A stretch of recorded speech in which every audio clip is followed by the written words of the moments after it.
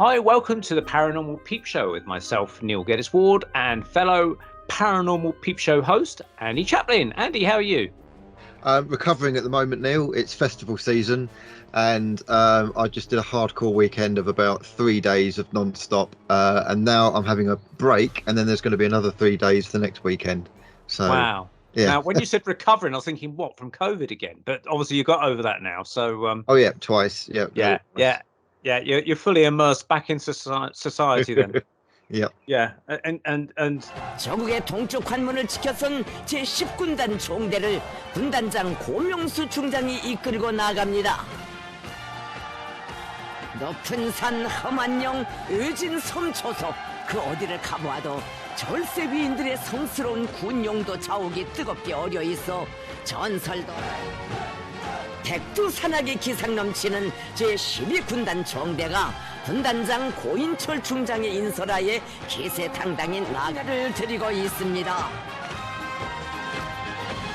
강력한 군력은 민족의 존엄을 담보하고 국가의 위상을 만방에 떨친다는 것을 전진하는 저 화성터의 우롱찬 동음이 말해주고 있습니다.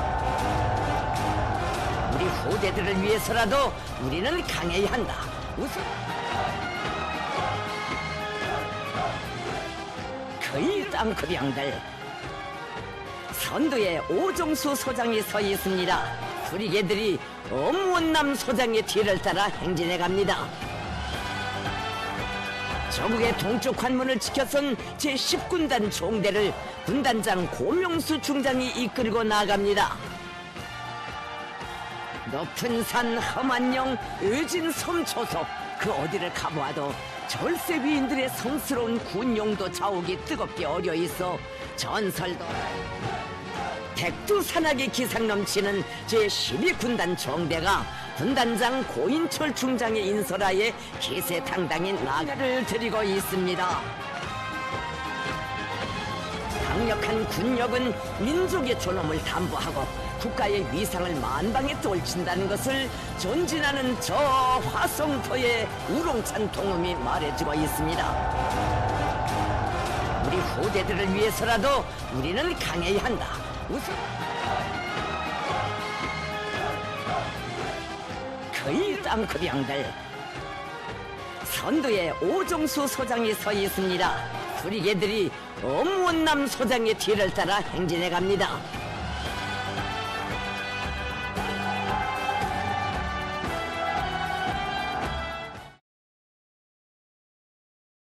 now, talking of deaths and that, you remember I spoke in the last show about my father passing away in April, and prior to him dying, I had a strange dream that was kind of prophetic, connected with him. I do indeed. I'll run us past what it was, because I vaguely remember you talking about this. But so in the dream, I found myself laying in the back seat of a car, not in the front. I was laying in the back seat of a car, laying down.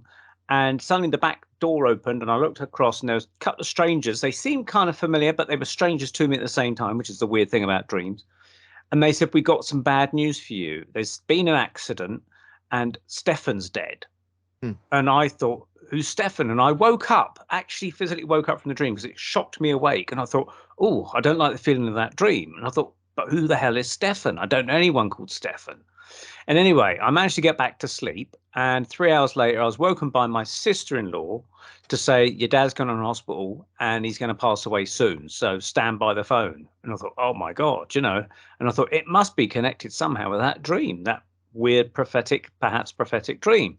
But I still couldn't tally up who this Stefan was and what was the mystery with that. And we spoke to Ben about it and he was a bit mystified by it. So, Ben, if you're listening, here's something that might interest you. A couple of weeks later, I was at a psychic developing circle here in Weymouth, and I don't really know the people apart from the tutor there. So these are all new people to me. But we all had to do a meditation, and I'm absolutely crap at meditating. So I thought, okay, we had to kind of draw pictures from the meditation to kind of like symbolize what we'd seen, and we all kind of try and read each other's drawings. And I thought, well, I'll draw the drawing of my dream with me in the back seat and the two strangers looking through at me. And at the end of it, I explained it to the 3 or 4 people that I was grouped up with and sort of said, this is the dream I had. And my father then died 4 hours later after I had this dream. But I said, I don't know who this Stefan is. And the girl that was in this group, she went, and I said, oh, you're going to tell me now that you know someone called Stefan. And she goes, well, kind of. She goes, I did a reading for someone a little while back, and I brought through this guy called Stefan. And she said that apparently he had been in a car accident and he was in the back seat of this car but got killed. And so the drivers of the car, his mates, decided to take him out the back seat and put him in the front seat, in the driver's seat, to blame him, saying it was him that was driving. So he caused his own death by dangerous driving. So that the blame would be shifted from them. And he was coming back through this woman to tell her family, or his family, what had actually happened. So he was actually in the back seat of the car, this Stefan. Now, isn't that weird? Bizarre. And you didn't know this girl prior? No, never. That was the first time I met her that night. That's really weird. Yeah, absolutely freaky weird. Yeah. And it makes you wonder about the nature of reality and the nature of kind of past, present, future. Because if there was one aspect that didn't come together with that, i.e. she couldn't make the meeting, or you couldn't make the meeting or something, that wouldn't have happened. Yeah, would have never known. Yeah. All of these pieces would have needed to be together in order for that to kind of take place. Very strange. Yeah, and then at the end of it, I think, well, so what does that prove to me? What does that do? How does that change my life apart from us discussing it on the show? You know, it just seems like a really abstract way. And the thing is, like working with spirit myself, sometimes spirit have abstract ways of getting messages across to people, in ways that we don't quite understand, but then make sense later on, which is very odd. Well, interestingly enough, just prior to us recording, our guest, who we shall bring on in a second, has had a very abstract way of being told about the passing of people in our family with birds. So we might as well bring her on at this topical moment. So I'd like to welcome to the Paranormal Peep Show our guest this evening, Julie Phelps. Are you there, Julie? I am. Hello, Julie. How are you doing? Thank you for joining us. Thank you. Well, as you heard there, we were talking about the death of my dad and the strange dreams that kind of followed it, and then even the follow-up sequel to do with this Stefan. Now, you just told me prior to us recording the show about sort of involvement of birds predicting a death. Can you run that past us again? I've always had a close relationship with birds, communication-wise. I can understand to a certain level, not just birds, but trees and other things. It's about tuning in. So I can communicate with different animals. And my father was ill, and I'd gone to work as normal, and I stopped off at a garage to fill up with petrol on the way home. And two crows were up in the tree, and they started squawking directly at me, and I knew what they were saying. They were telling me that my father had passed. So I just knew it, what they were kind of beaming into me. And I said, I thanked them for the message. And then I went home. And when I got home, my late husband was there, and he said to me, I've got some, I don't know how to tell you this. I've got some really sad news to tell you. I says, it's okay. I know. I says, my father's passed away. And I told him the crows told me. Mm-hmm. Now, him being part Native American, he didn't blink an eyelid at that, because it's normal there.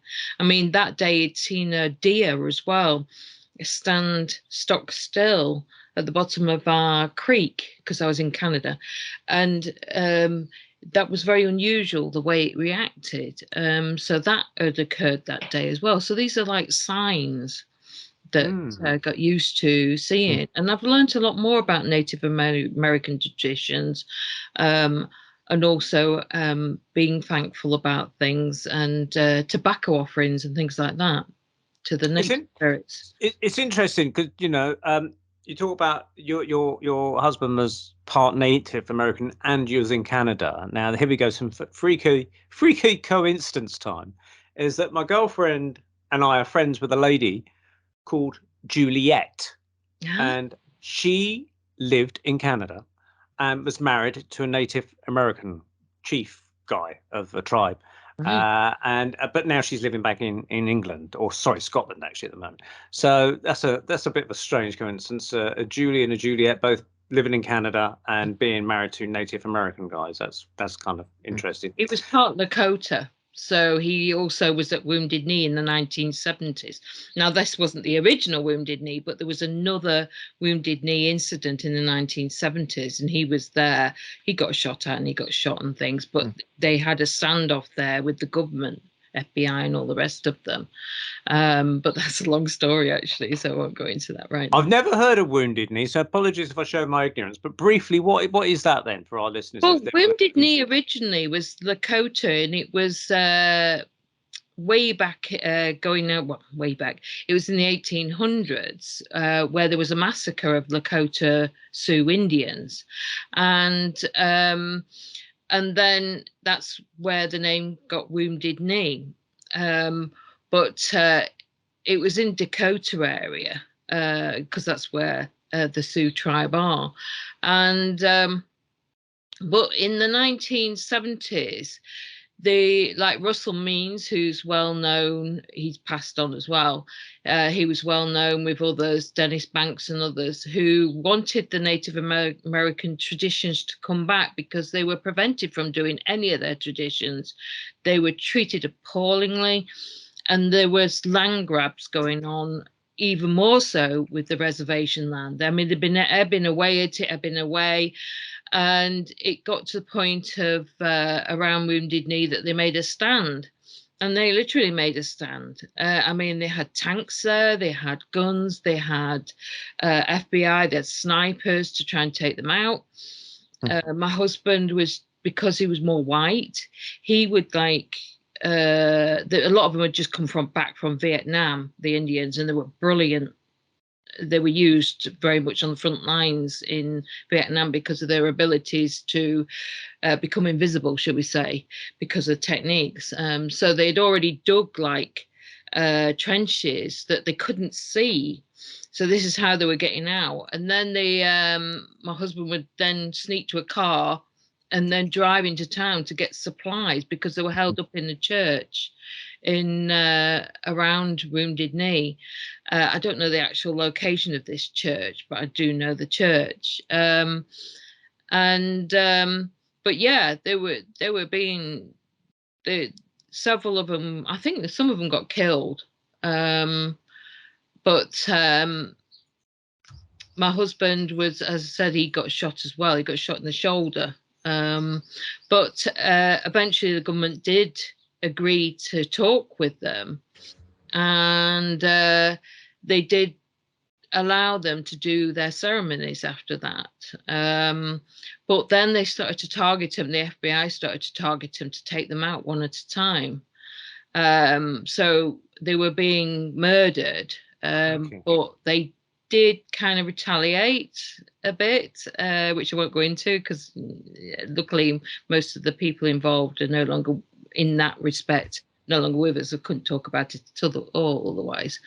But they did retaliate against the FBI, and then they stopped killing them because they took the war back to them, because they tracked them back. So, but it was a case of life and death. It wasn't a case of, just being vindictive or something like that.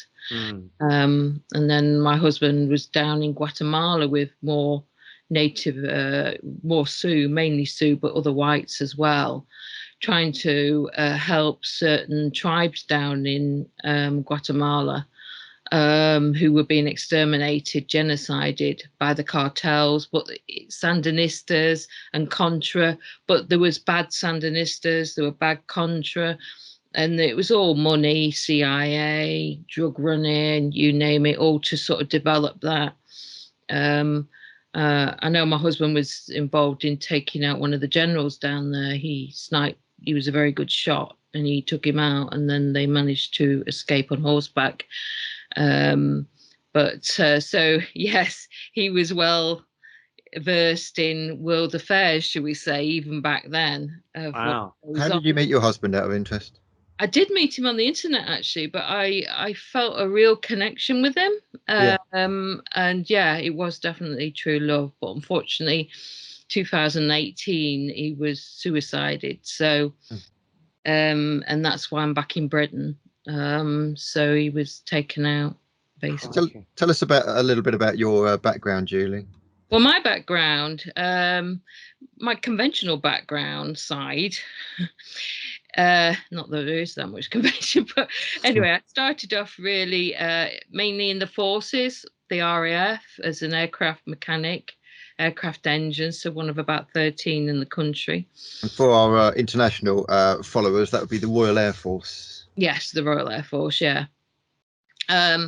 And later on, after going through deprogramming with Sam Parks, a lot more came out about that because I had screen memories put in about certain instances that occurred there. But anyway, and then later on, the very day I left the Royal Air Force, I started at Marconi. It was Marconi at that point, and it was space and military, advanced space and military microchips, or semiconductors as we call them. And I was quality control on that. And that was a Lincoln site, Lincoln Donington Road site. So we're working on very advanced microchips.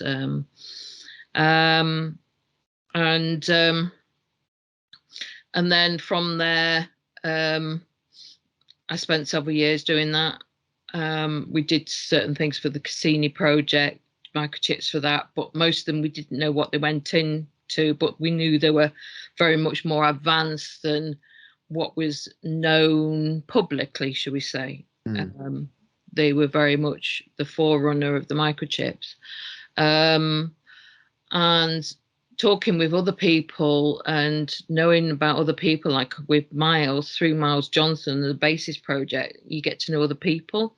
So Helen Porter, she was working at Marconi down south near Farnborough, and they had a grey invasion of their top secret sort of designs, and they couldn't stop them. So the greys just beamed in. Is this Neil? Is this the lady that we interviewed to do with seeing the grey with the blue thing on its chest? And it. I'm not sure. Helen Porter, she's an older lady now. She worked at Marconi before me. She worked in the 70s. Not Hillary. Not Hillary, no. Hillary Porter rather than Helen Porter. Oh, Hillary. Yeah, it could be Hillary. Yeah, I think we Beams International. I'm dyslexic, so I sometimes get names wrong. Yeah, I think we've interviewed her, Neil. She was a draftswoman. Yeah. So we are talking about Hillary then. Yeah. We have. I think we have interviewed her. Oh gosh. Yeah, she walked into. She's definitely been it might have been actually, Neil. She did a talk at my group. At your group, and yes. she and from the story from I heard is that she walked in and she saw this grey, and there's something about like a blue light that emitted from it, or it shot out a blue light. I think from memory. Does that ring bells with you, Julie, in terms of what Hillary told? Yes, it does actually. Yeah. It's about names, as I said, I get really difficult with names. Yeah. Cool. So she experienced this. Were you working with her on the same project? No, I wasn't. I was at a total different site. But I joined the Marconi just after the Marconi suicide murders. Well, I call them murders. Right. The way they died was not normal, because there was a number of high-level designers and things that were all just so happened to die in the most horrific ways. I remember this being on the news in the 80s, and the thing is, my dad worked at Marconi Underwater Systems at the time in the mid to late 80s as a technical illustrator stroke draftsman, and I remember thinking, God, all these deaths with Marconi, I hope my dad's not next or something, you know. So what do you know about that? Because I've heard things about this, like the Black Goo and stuff. I mean, what's your take on that then? Well, with the Black Goo, later on, this is a very strange aspect. When younger, right from the age of 15, I was like lent towards the esoteric, even first towards the satanic, and then the white esoteric, or the positive side. And there's a reason for that, which I could go into. This was because of trauma-based mind control I went through. which I wasn't aware of because it was so well done. It wasn't until I went through deprogramming and it was spotted by Simon Parkes, who saw that I'd been through Illuminati mind control, that then I started to help. He supported me along with another group. And on top of that, my own work, because you can't escape the mind control until you really have to work hard at it. Because as soon as I started to escape it, I got targeted heavily. Can you give us some examples of, because is it quite subtle, or is it quite harsh but you don't remember it? Or can you give us some examples of how it is? Vividly about what happened.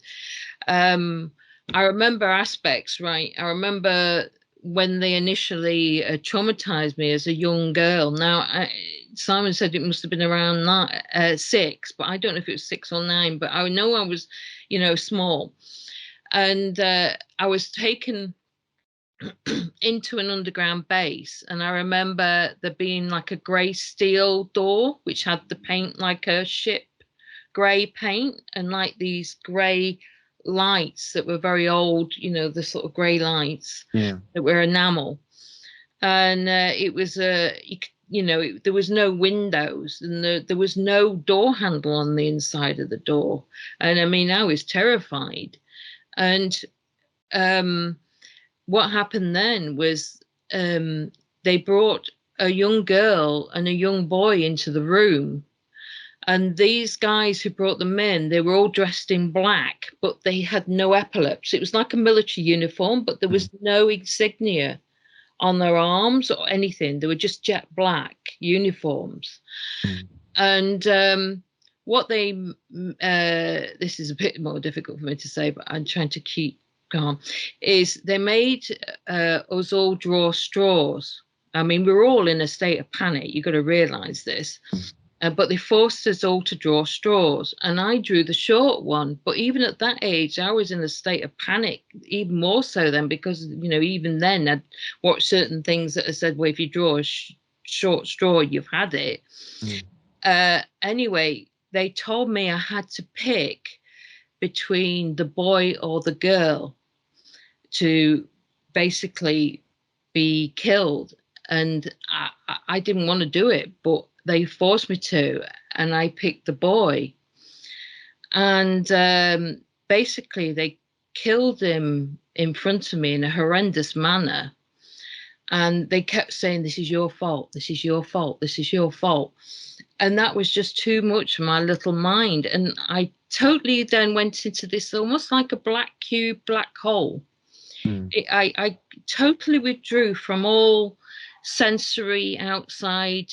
They totally broke me at that point, even as a child. And all I remember is like total blackness. I couldn't see, hear, or anything. I'd totally almost like gone into a catatonic state. And what they obviously did then is they had a mechanism then to actually then start to induce programming into you. This is how they split. It's like disassociation. They split that part off. So your consciousness has left your body because it can't cope with the situation you're in at that point. And then they utilize that by then programming in alters, which I had 4 alters. And then they program the alters, and then they add programs to those alters. So, and this goes on, and I do remember electric shock as well.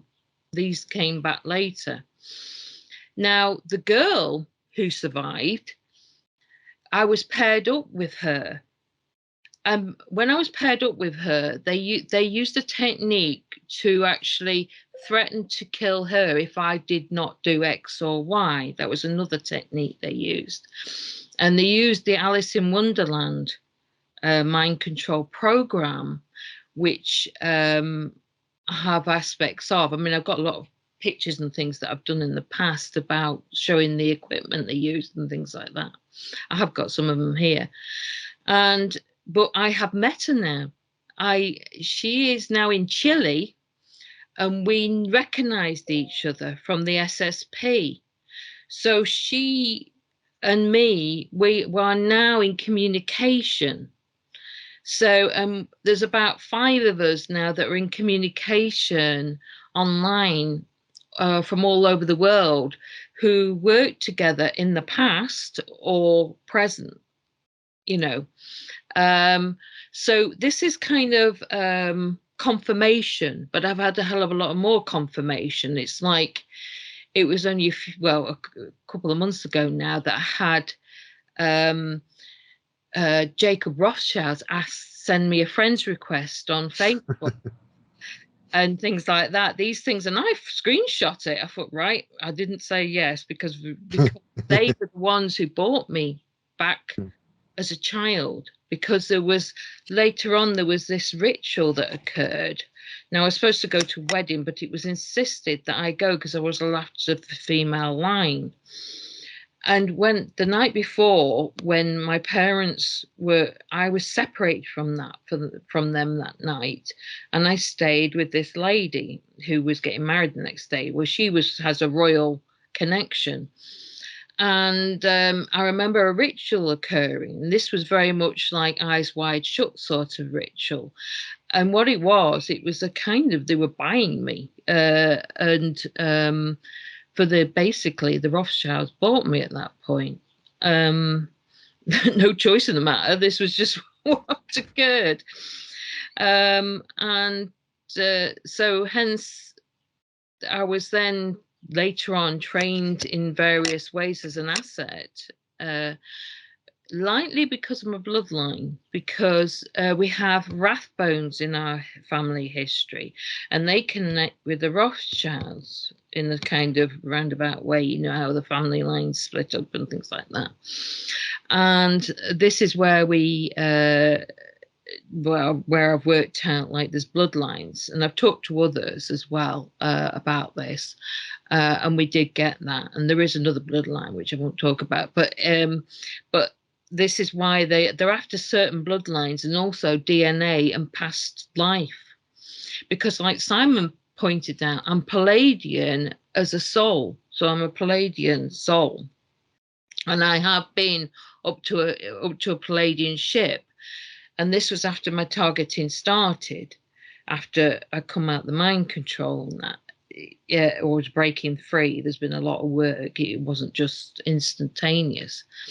So this is, it's all right, Raven, sorry. I was just wondering if I've got the pictures here.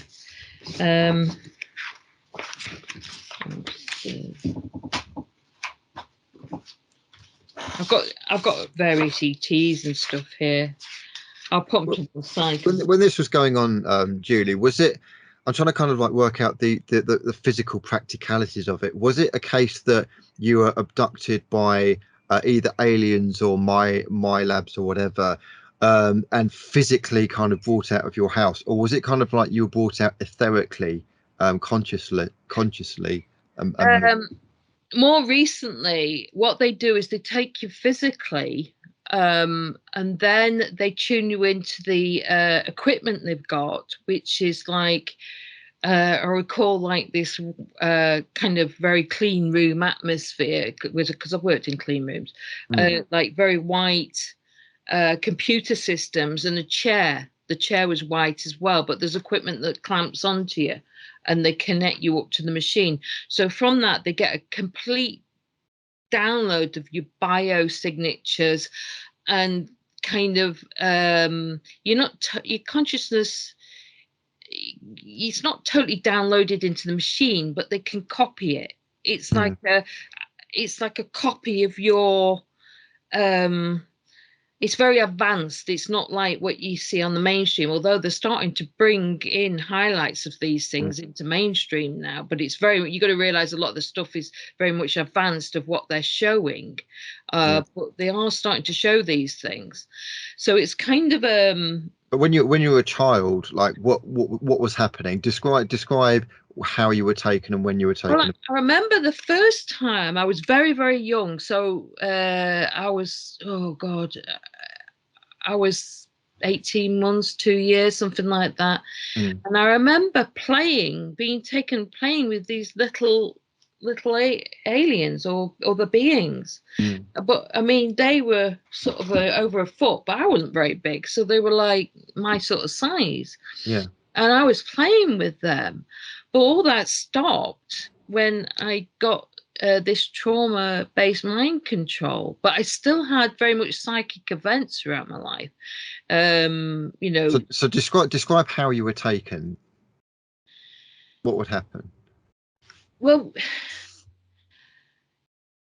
depends which age. I can't recall how I was taken when I was a child. I just remember being there.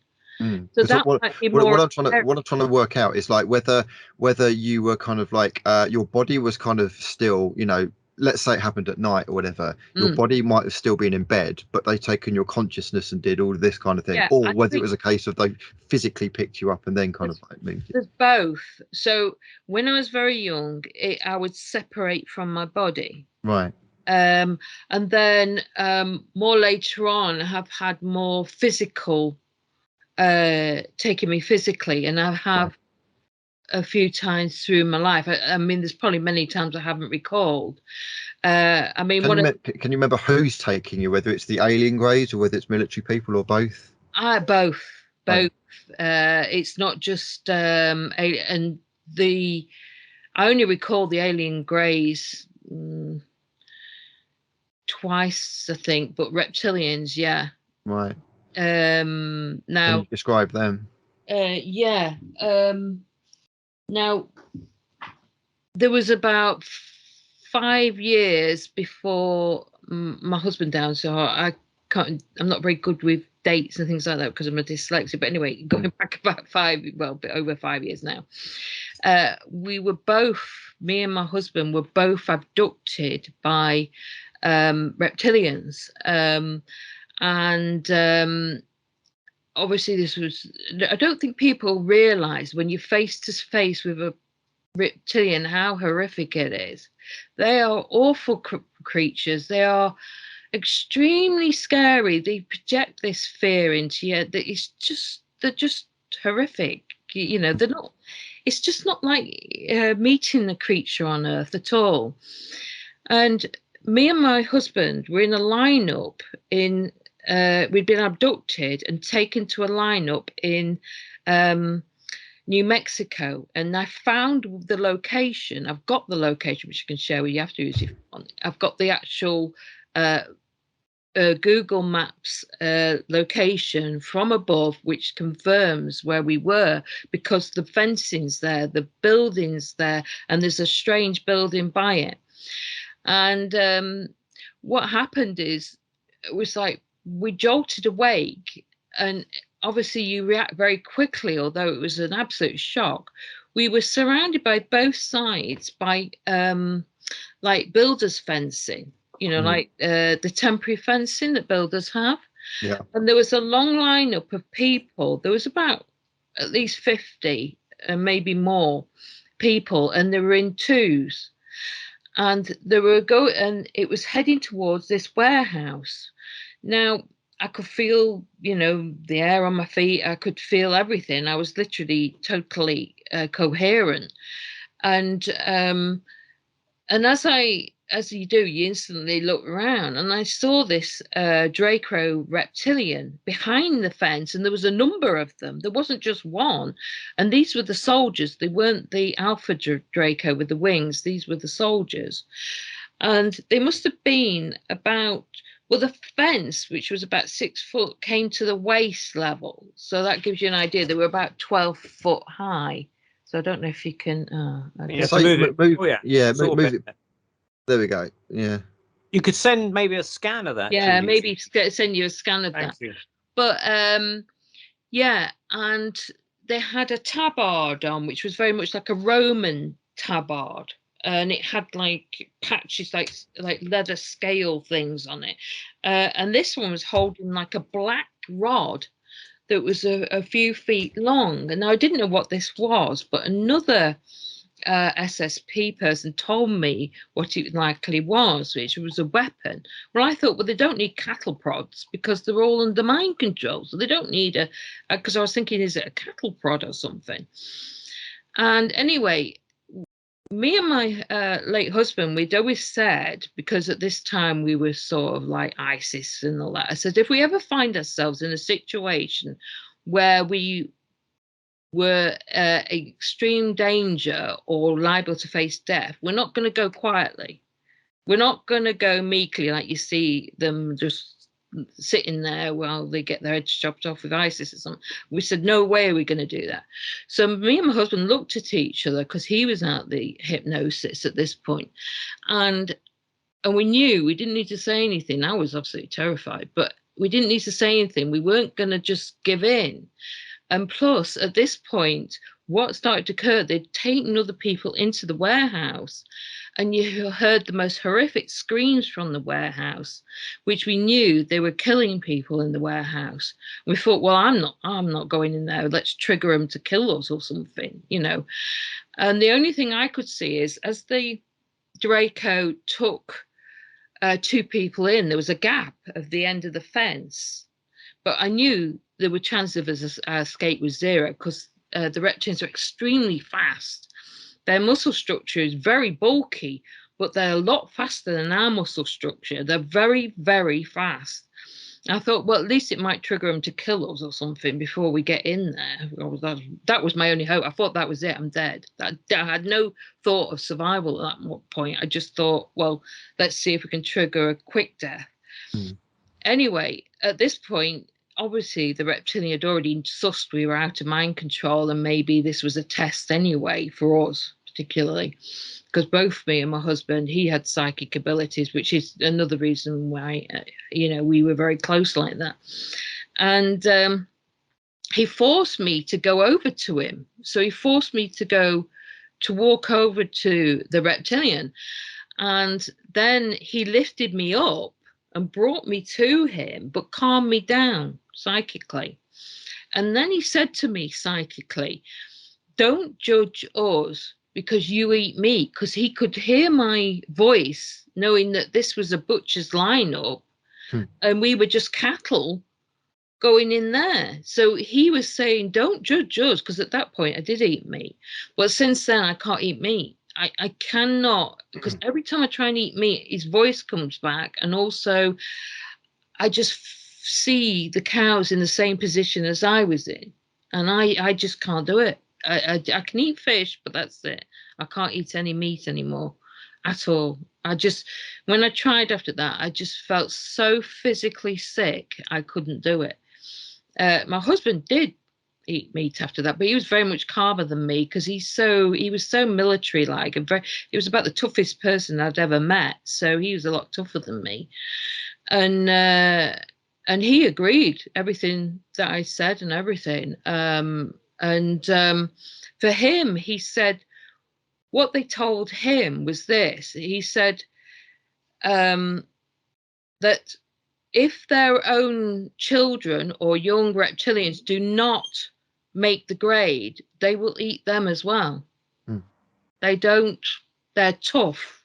There's no kind of, caring forgiveness. The most they'll see a human as is a pet. They don't see, apart from that, it stems from either the vermin or their food source or exploit, or and that's how they see humans, something to exploit in whatever way they want to exploit. They're not a friendly species at all. In fact, this is a prison planet, and a lot of things have been brought here. How did you get out of that situation? They obviously decided that, which was probably the reason we go back to the Black Goo, is I was already an asset and working for them to a certain level, which I didn't know at the time. Now, I do recall being put into a vat of Black Goo. And I remember when younger, like just telling this black substance to go around my body and heal my body and things like that, which at the time seemed normal. on reflection, it's like, how could I have thought that was normal when my life was like, it just very odd. Now I've been broken free of the mind control. I understand it more, and I've also had the black goo removed by going through form of hypnosis, which is the Dolores Cannon hypnosis, which a friend did with me because I trusted her, who very much helped me anyway. So why would you get rid of the black goo if it helps and heals you? But it's also a control. Right. It also helps the Draco because it's connected to the Draco, and it's like a tag to people, and also it's a form of control as well. So you're right in the fact that there's a positive side to it, but when it was removed, I almost felt like disconnected. I felt a sense of loss when it was removed, like I was disconnected from being wired up to another consciousness. So it took me kind of a couple of days to get used to that, not being kind of connected like that anymore, which is kind of like what they want to bring in with all these, jibby jabbers and all the rest of it, part of it anyway, apart from the side effects if you survive. But apparently not everybody survives the black goo either, from what Miles has interviewed other people, that there's a lot of people don't survive the contact with the black goo. So it may depend on your genetic makeup. Can we go back to the beginning of the black goo? Just let people know what we're talking about, because I think I understand what we're talking about, black goo, but there's going to be people saying, what on earth is this black goo? So the way I understand it, it was located during the Falkland Islands War. Is that right? Around the Falkland Islands or something? Yes. Now there's various types of black goo. There are some in asteroids which have been involved with the reptilians mine it from asteroids, but other things, there's sentient black goo, so black goo from Earth, and there's black goo that's from off planet. Now the Draco use it in their computer systems. It's like a liquid quantum. It allows the quantum computers to run. So if you've got a very advanced quantum computer, you're going to be using black goo in there. I don't care what they say, they will be using black goo because it can allow that extra amount of not just function for a computer, but also it's a living computer, because black goo is a living material. But black goo has been basically altered. It's not necessarily negative, but it's been altered by the Draco to be basically programmed or mind controlled like humans into being a more negative substance for them to use how they wish. So its natural state is not necessarily negative. It's very complicated, obviously, the universe. There's good and bad in everything. Even within Draco, they're very strict hierarchy, so it's very hard for any of them to break free of the system. But there are positive reptilians too. They're not all negative. Like, you can't, not all reptilians are bad, and all the rest of it. I've increasingly, and it's all about perception too. As you expand your perception and your consciousness, you can then communicate with more beings. So the very negative beings, obviously, they're a lower vibration. And then the more positive beings are higher vibration. So you could say higher dimension, all that lot, but it's just higher dimension and lower dimension to me. And because it gets complicated. Oh, well, they're from the 8th or the 9th dimension or whatever. Well, it's just higher vibration, and some are very high vibration, extremely wise beings and extremely powerful beings. But I have been up to the Pleiadian ship, and that separated what happened. I've got various videos of like energies being around me, and we just started to record them because we started to see them around me. So we thought, let's record just us walking, and we'd see these things flying around me. It's like, okay. Anyway, one of these came to my chair, and this was when I was being heavily targeted with like microwaving, and I went up. They separated my body, so they separated. That was not a physical beaming up, that was separating my etheric self. And then I found myself in a chair on the ship, and what a difference. Apart from the healing they did, I could walk around the ship. I actually understood. I went into the center of the ship, and it was one of the Palladian ships, which was like, I've got one up here actually. I don't know if I can take it down right now, but basically the sort that are like the sphere, and it's got the crystal going down from the center, so it's a sort of round type, and that is crystalline, and there's a major crystal runs through the center with plasma energy in the center of that creates the energy field, and then the energy flows around it like the Earth, like the North and South Pole. So that creates the field around the ship for protection and everything else. But what I noticed more than anything else is there was no negative there. There was zero negative influences. Here, it's not until my consciousness expanded, my perception expanded. After I was there for a while, I met various beings there, and I came back down to Earth. It was like a clamp went on my head. It was like this constriction of my consciousness and perception. And oh my God, it was so understanding that this is a prison. So what's the point of this planet then? Is it a place to dump souls that are troublesome in the universe? No, it's the place which the Drake, because we're in the Draco Empire is quite vast. Now you have the Federation that are kind of in between it, but it's more ruled by the Draco than it is free from them, because they know how powerful they are. So there's this uneasy kind of Cold War, but they don't want to really have a war with the Draco because they know how much damage will occur, or they don't like the Draco, but the Draco then take advantage of the situation. But Earth is in a situation now, right? Earth was a place where they put people like I'd had regression and I was killed by the Draco on another ship on another planet. So they soul trap you and bring you here, because they can't kill you, because you will come back again. You can't, you cannot be killed because we're eternal. So instead they trap you on the planet. Now that hasn't always been the case for Earth, but it is at the moment. And what's happening now is there's a bit of more of a standoff. There are benevolent ETs who want to help, but they can't directly whack the Draco, because then it'll be galactic war again.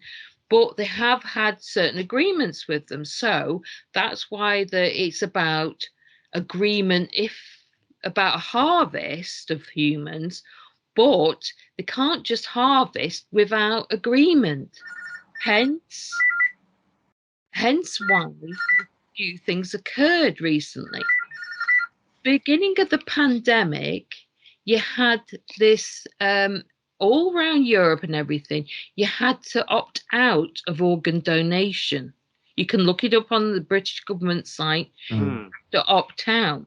Before that, you had to opt in for organ donation, but it doesn't say organ donation for humans. No, it doesn't. It says organ donation. So because of that, you haven't opted out. So you're in agreement then.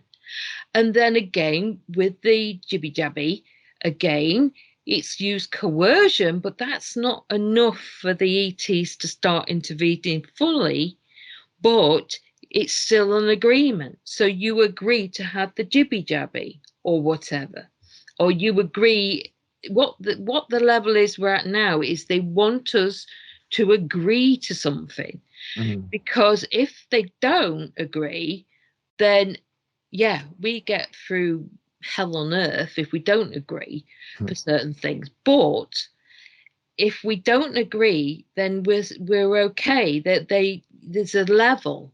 The level of when they might intervene is another thing. But what if they go forward with this false flag alien invasion?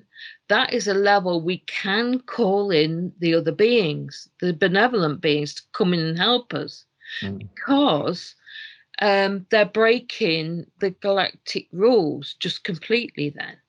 So they will use coercion. So again, they'll try and get us to agree with the government by using mind control, which is not fair.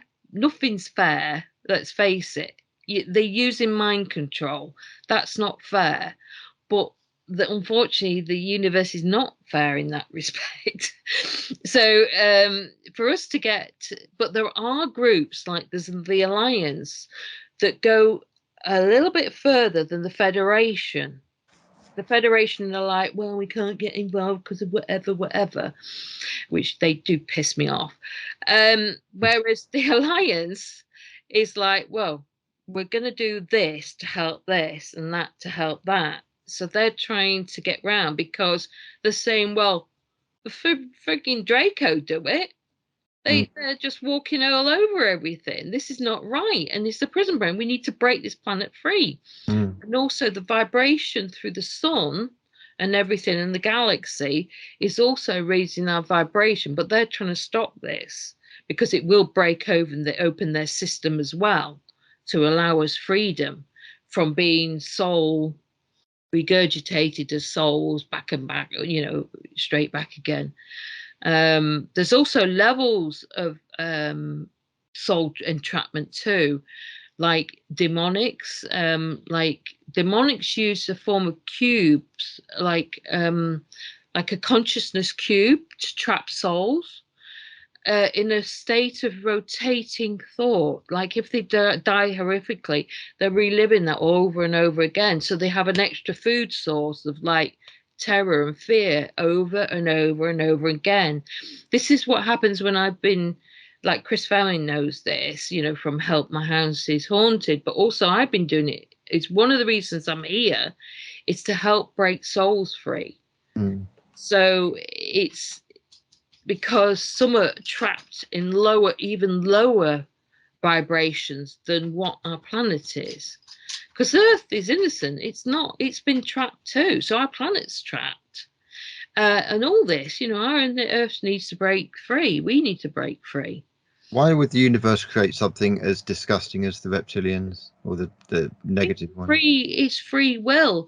From what I gather, they just become more and more that way over millennia. And from what I understand, they were from another galaxy, and then they were probably thrown out of that galaxy eventually. And unfortunately, into our neighbor again. They're souls. You can't kill them, so you can only move them. But what I see as God or source is not. It's about natural law. So horrific things, as I know of, I've witnessed horrific things.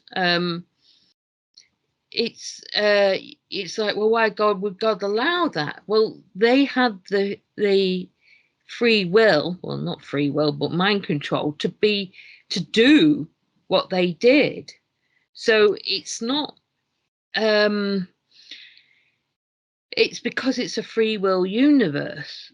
It's not constrained in that way. So this allows evolution, and hopefully the Draco eventually will learn a lesson and start to evolve. But they're very happy at the moment, being very much shitbags. Yeah, basically. So when they kind of like get somebody on board in terms of working for them, what sort of work is it that people do for them, knowing or unknowing? For an asset. So they don't necessarily kill people. It depends what they want. Now, I mean, the demonics are a different. I feel that the Draco are controlled by the demonics. So the demonics are controlling the Draco, Right. and because they're infected with it. And the Draco think they're the bee's knees and they're the best thing the universe has ever seen and want to dominate the whole universe and all the rest of it. That's just their psyche, you know, the dominant, you know, we see it on Earth, you know, with the power, craziness and all the rest of it.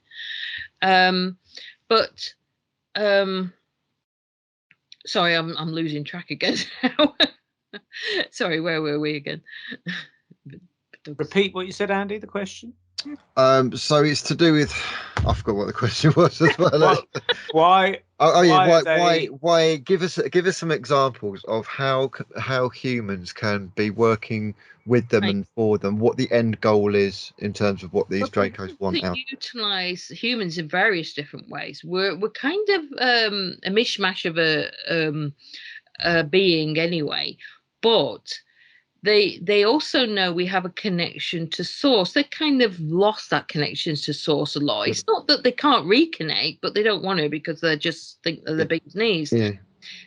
But we as humanity can. Now they want to make us basically an extra army for them to do their dirty, because the reptilians, in one way, they're a bit lazy. They want to do other people to do their dirty work for them. You know, like, we'll control them. They'll take over other planets. Mm-hmm. So they want to use us as armies, as cyborgs, which they already do to a certain level. But they want to control the whole planet and also in it, as who survive, as like cybernetic organisms, so that they can then move out like the Borg and like spread out. So they're doing this with other civilizations too. So it's like spreading out using their limited amount of beings they have, but they then use other beings to do their dirty work in other parts of the universe, to take over other planets and do the same to that planet and that planet and that planet and that planet, until they take over the whole universe. Basically, that they feel like they want to take over everything. That's what would make them happy, if they can, you know, in their way of kind of happiness that they feel, which isn't, they don't feel like we do. So it's that expansionist power. They want that power all the time. For Earth, I mean, I've been to Mars. I recall being to Mars, and I did a study of the flora and fauna on Mars because I volunteered, because Mars is very boring. And it's got such a damaged ecosystem that like I would do anything to get off of the base or do something else, you know. But they did have miners there that were humans, and they were all different beings, all different human types. But where I was, they were all white Caucasian, like Aryan types, very much kind of Nazi-ish sort of regime there. And but we were not allowed to talk to the miners. If we talked to the miners, we'd get tortured. So we were not allowed to communicate with them at all. So that was a very strict rule. No talking to the miners at all. You know, we tended to be on the higher levels and they were down below on the lower levels anyway. But if we did go down there, we weren't allowed to say anything to them at all. We weren't allowed to communicate with them. The lifts they had there were electromagnetic, so they would like pulse. They were big lifts, so they were big enough for the Draco to go into, and they would pulsate as they went down. They were like this dull light pulsation as they went down. The light went brighter, duller, brighter, duller, brighter, duller as it went down the levels. And this was to do with the electromagnetic field they were using for the lifts to work. So that's how they operated that aspect on Mars. Now the where was it going? Now the base on Mars that I recall, can't see it, can you? Was basically on a crater they put the bases in craters, and they surrounded them with automatic plasma guns and an electromagnetic field, because when the ships came into land, they had to put the shields down to let the craft in. But there are insectoids on Mars, and they would learn, because they're not stupid, they would learn to attack at that point. So they have to have the automatic guns around, completely around there. So that's why they utilize craters as well, because it's easier to defend. It's like strategic location, basically. So you've got the surface pods, and then you've got the underground. So it goes various layers underground. So they do have the surface. But what you had to do when you were on Mars, every night you had to go into a pod, because the pods were there to make an equalization of your biometrics. If you're not born on Mars, if you try and live there, you will soon die. It's not because this was even on the base, because our frequency is geared to live on Earth. And if you move to another planet, you've got to restabilize that aspect, or you start destabilizing as a human being. You become very ill. Mm-hmm. So that's one aspect people don't tend to cover. You have to restabilize at night. But Mars is well, so we're told, full of radiation. Is that true? I mean, how first of all did you end up on Mars? Because I mean, I've heard of people like there's a guy that supposedly jumps to Mars through some machine or something. I mean, what was it? A spaceship you went in, or what? No, from what I recall, it was like a jump room. It was a jump room, because there are jump rooms from here to Mars. Now, you can go to the moon to Mars, but you can't go further. You have to use portals for further.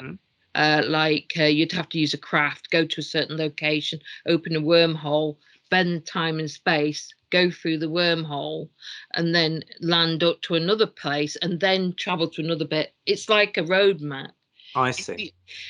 Well, what I would say is a galactic positioning. You need a galactic positioning system in order to travel further distances, because you can't just do it in one. So you you jump, even in a spacecraft, you jump so far, then you have to move somewhere else to find another route to go to where you want to go. So your galactic positioning system is very important. And then you call them POPs, portal opening positions. So you got the POPs. So that is a position where you can open a portal, and that'll you better know where you're going. So you open it, and then you end up from point A to point B simultaneously, because it bends and twists time and space. So as you're passing through, you're in two points of space at exactly the same time. So as you're passing through, you're going like through time and space. Now, if it's the higher dimensional craft, they have a quantum vacuum around the craft. This allows them to go to any point in time and space they want to. They don't need the portal opening positions, because they're far more advanced. The Draco don't have that. You've got to have the higher dimensional craft for that, to be able to do that. And then some beings, obviously light beings, can just come into your room or whatever. And of course they can portal on Earth. They can even the military can come into your room if they want to, by opening portals. But I was in the military, and I kept getting, they used me as an asset, basically. They use you as an asset because a certain bloodlines and certain history have been.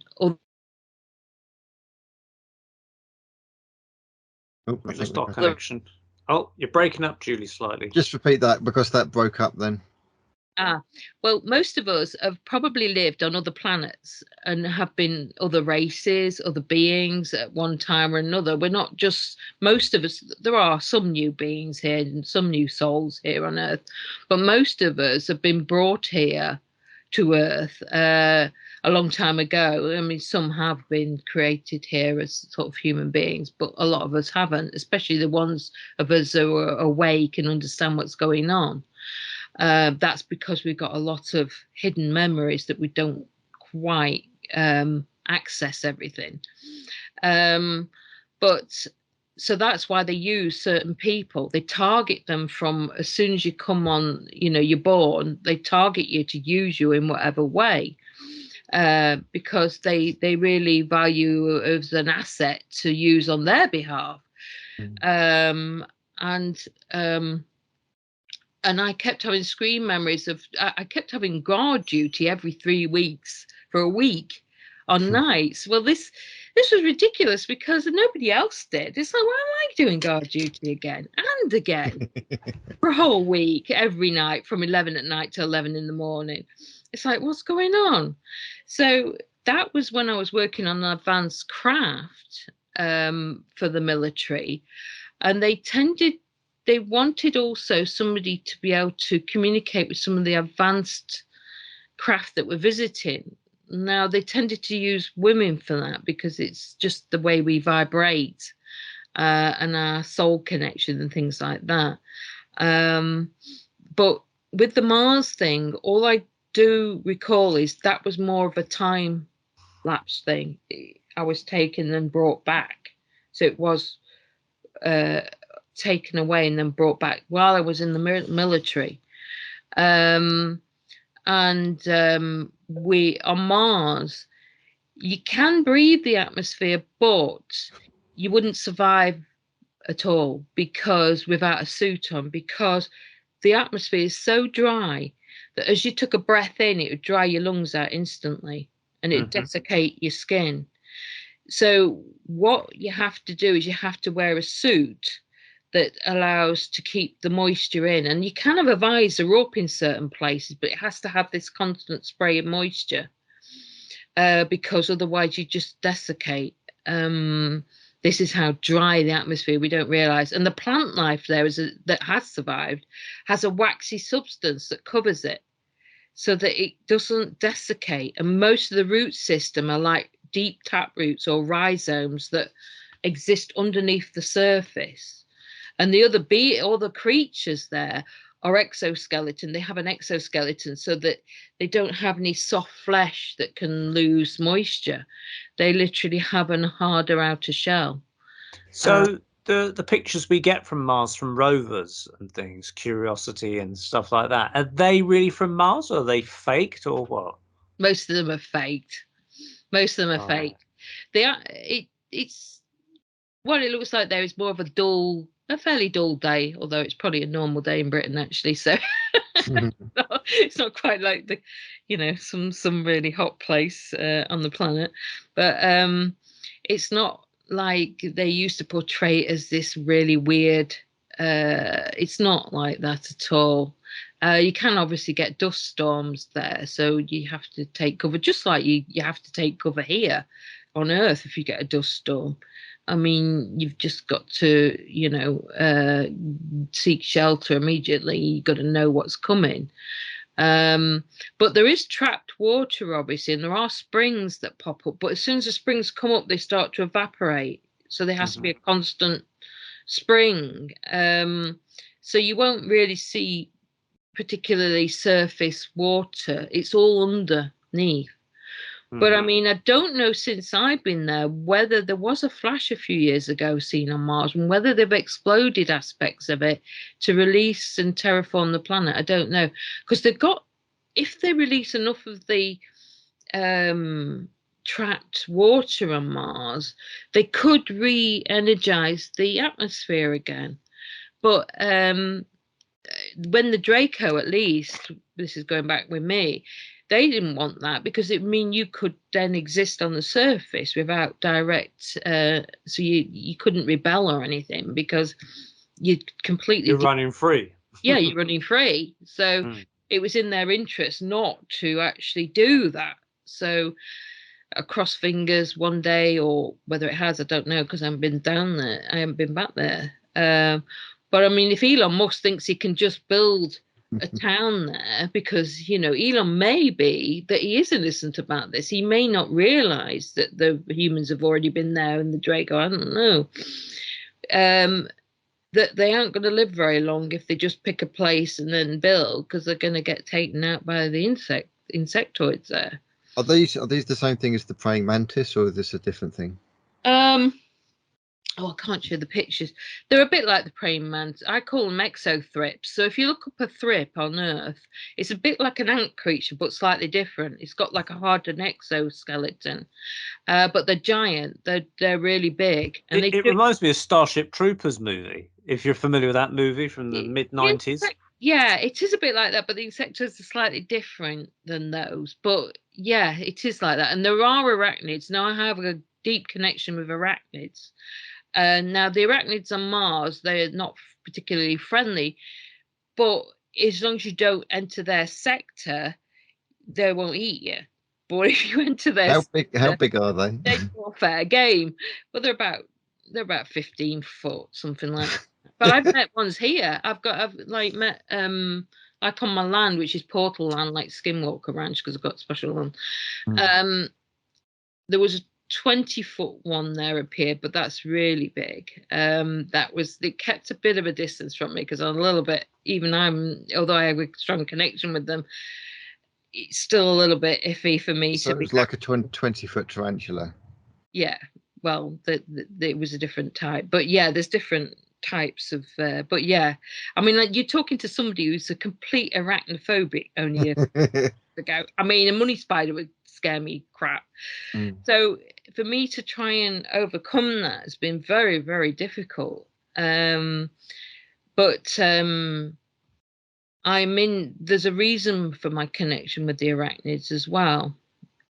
But that I probably have to go and tell you another time because it's going to take a while to explain them. But this is due to genetic experiments on myself. So they take DNA from you and then they splice beings together and things like that, which we know are going on below ground. I mean, a pure example of this that's mainstream is the goat that they spliced with an arachnid DNA to create milk. And you can look this up, that has a lactose in it that is spider web. Yeah. So they create like very strong Kevlar type suits that are. I don't know if they were successful. I know they tried it, but I don't know if they actually succeeded in it. Well, they've got those suits now that are just like they are on that that just look like an ordinary suit that are completely bulletproof and that.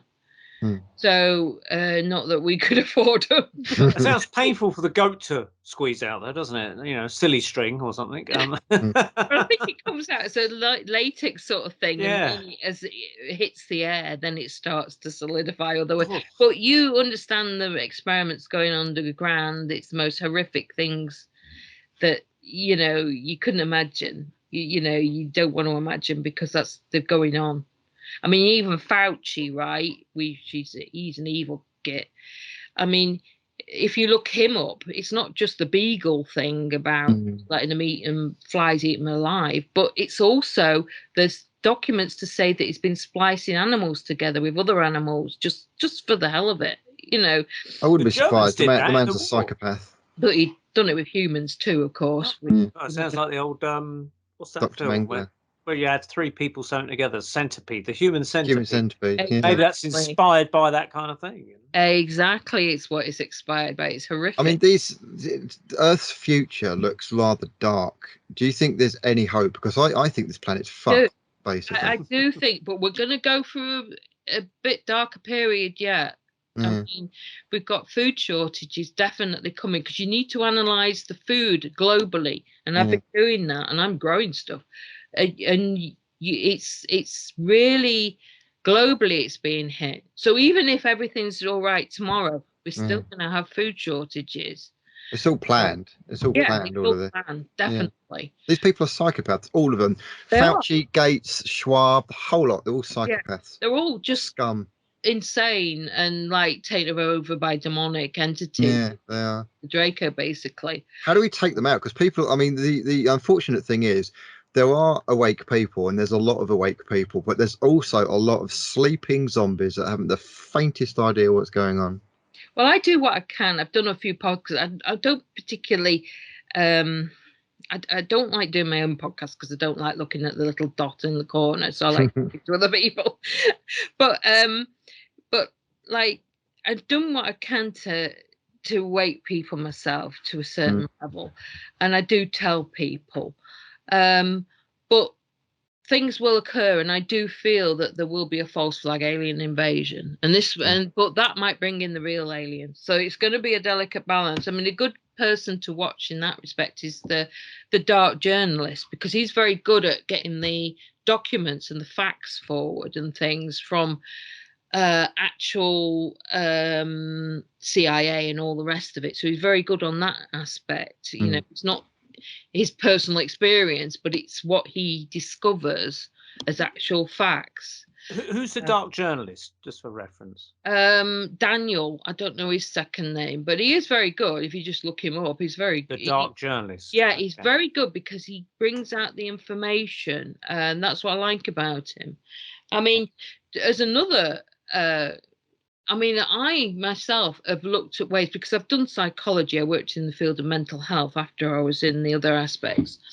And so I've always analysed myself with all this to make sure it's not implanted memories. What I'm recalling, is it an implanted memory? Is it real? What's going on? Because I analyse myself.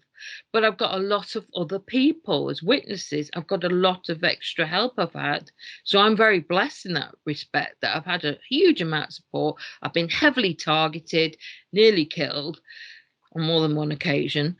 And even when I was at the Probe, I met a lady who'd been at the Miles's conference, and she told me that she sat opposite a window. When I went on stage, she got a hit in the leg by some sort of device or laser, and she nearly screamed out in agony. She said it was aimed at you, but my knee got in the way. So even then, and I have been shot by lasers and things. So I'm trying to recover my health, because, you know, I've been freaking targeted a lot. But I'm still determined. And another thing that I got was last year I was invited to the Spacecom. It was a closed business only, the British Spacecom. Official. Well, I've got the official guide here.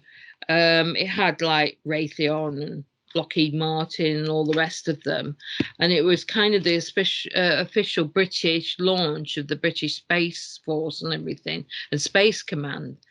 And I was invited to that. I was like, oh, really? I'm invited. So I thought, I was like listening to my guide, should I go, or is this a complete trap? Because there was a hell of a lot of security get in there. I thought, if they want to take me out, this might want to, but I don't know if they want to. And then I got told that it's going to be okay. So I went there and I was listening to what they were talking about, and some of the stuff they've got coming online, apart from satellites, 3D imaging satellites. So from every angle they can see what is there. They also have tracking devices coming online that can track your every move, predict your every move all the way through the day. I mean, we more or less see that. We Google the way they come up with adverts. But this is even more to the point. They literally control your every move of the day. So the AI device implanted in you would say, no, you can't go that way. You have to go this way. Oh, I believe you're going to go X, Y, and Z. Well, you're not going to do that. So complete and utter control. Would that be done with jibby jabbies, like something they inject into you? That they'll yeah. I mean, that's an issue. I mean, they're talking about spraying crops with AI substances that can monitor every blade of grass, every wheat sheet, everything. So yeah, everything. I'm going to have to let my dog out actually. Okay, well, look, we've got to wrap this up now, Judy, because I mean, it's kind of, it's very fascinating. But I think we've got about 10 minutes left. But just a quick thing about the space program, the secret space program, the SSP as you call it. Now, I've heard of it. Now, what my take is that it's secret technology that we've either got from UFOs or somehow developing it ourselves. I mean, is there a British secret space program, or is it a worldwide secret space program? It's all connected. There's different groups though, so it's almost like corporations. And I was being targeted by one group, and how I escaped that was by remote viewing the person back, because they started to do a voice to school to my mother-in-law, and then they started to target me. Well, because they did that, I could connect back to them, remotely back. So I got into their consciousness, and I was saying to them, you know, do you love your work? You know, I wasn't attacking. No point. I said, do you go home feeling happy every week? And I was getting to him. And because he didn't target me anymore, and he had an argument with his boss, and then he said, I can't do this anymore. He stopped. But then another group came in 3 days later, and these were Black Wolf special operations. They did voice and vision to school, and they were a Russian group, and they were they told me who they were and everything, and they were very honest with me. And so I said, yeah, you know, with them eventually, because they were still pretty persuasive. Yeah, they like, they kept nagging me. I was like, okay. But there's a reason for that, because not everybody can separate the consciousness. So there's a limited resource of people who can do that to a certain level. And I've got friends who are older than me, and they're using them in the system because they're lacking the amount of people who can do it. So that's why because I'm a retiree in that sort of field. That, you know, when I left the forces, then they did a few other experiments, but then I was a retiree. I was like a dormant thing. But until I started to break free, and then they started to not like that, so they were targeting me like hell. But then, of course, I broke free from them, and then aligned with another group, which is the Alliance. So once you get to a certain level, the Russians and the Americans are together. But that's certain. That's with the Alliance. That's not. There are other negative SSP. So there's not just one SSP. There's various groups. Right. And these secret space, they would be flying saucers made on Earth by Earthlings, or what is that? You can make them in space, but also, it's most of them are made on Earth. But the ones that I originally was working on, going back in the 80s, was a carbon fiber ceramic mix that was like a very strong material. But I was engine, so it was about we did use some sort of form of like, it looked a bit like Black Goo that helped power the engines actually, which was like a magnetic sort of black sort of blue substance that would do that, that would power that.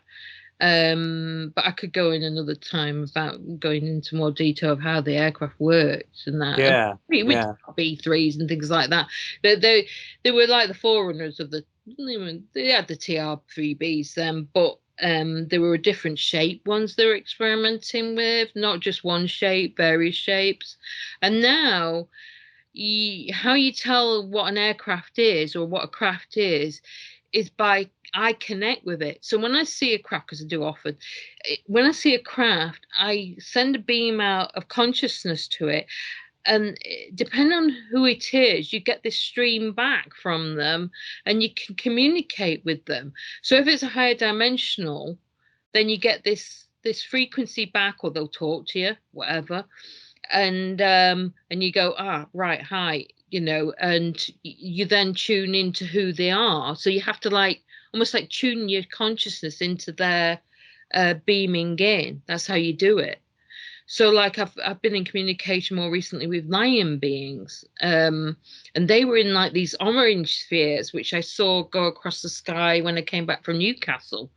I stopped off after being going on one of those demos, because I'm a veteran. I was at the front of the demo, and then I was driving back, and I got guided to sort of stop at this stop, and it looked over the whole valley, and then I saw these two orange craft come across. I thought, who are they? So it took me a bit of time to tune into them, because I'd not come across them before.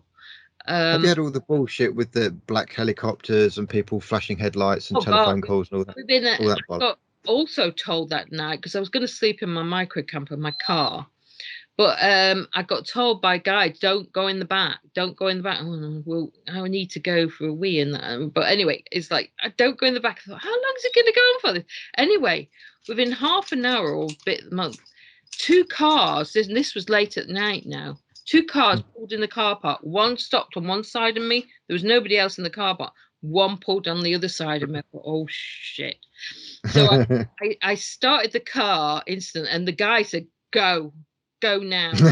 So I was like, okay, I don't need to be told twice. So I was like, started the engine and pulled out, and then I just went, because at that time of night, if there were drug dealers and that, they'd be pulling off to another part of the car park.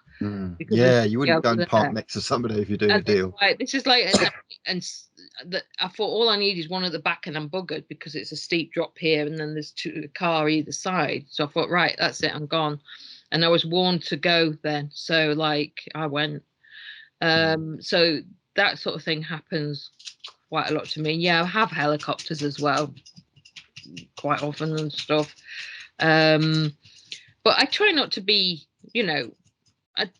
I try to just let my alarm system do it itself. So in other words, I don't go around going, oh, could I be in danger? No, I don't. I just act normally. But if I need to know, then they'll tell me. So I just act completely like anybody else. And if something occurs, they'll tell me, is it good, bad, or dangerous, or not dangerous, and what to do. And that's what you need to do. Because if you just ignore that, that's when you're in danger. That's when that's when you're going to be liable to be taken out, because you've ignored what the warning just told you. And these are spirit guides telling you this? It's probably my higher consciousness. Sometimes there's beings come in and tell me. It depends. But what you do is you can tell by the frequency if it's a being. Like when the military come in and tell me things, I get this frequency coming in going like a tuning fork of like both ears, and then their voice comes in. So it's an external thing, obvious external, almost like a mic coming in. Then if it's a higher dimensional being, they tend to come in the right ear, and you can tell it's not your consciousness, it's something else coming in. It's a skill that you learn.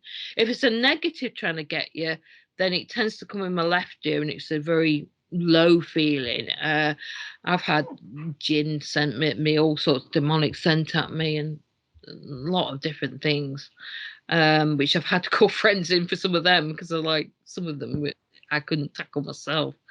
But that's they don't like you trying to escape all this, so.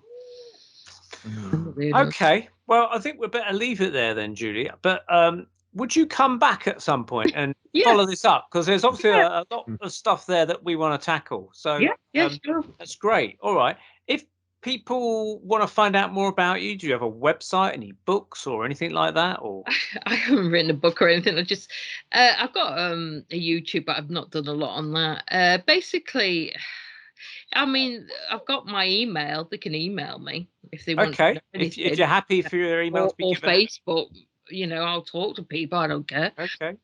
So my email is jhblackcraig1066@gmail.com. And I don't mind people. I'll talk to people, if they need to chat or anything. Okay, and I know that you got a couple of videos on Miles Johnson's. I don't know if they've been deleted. I know he's had problems with deleted videos. Had to go on Basis Project Censored now on YouTube. Okay. Shooting all the rest of him. But there's interviews with you there on that, isn't there? Yeah, that goes into a lot of detail with that. Yeah. Okay, cool.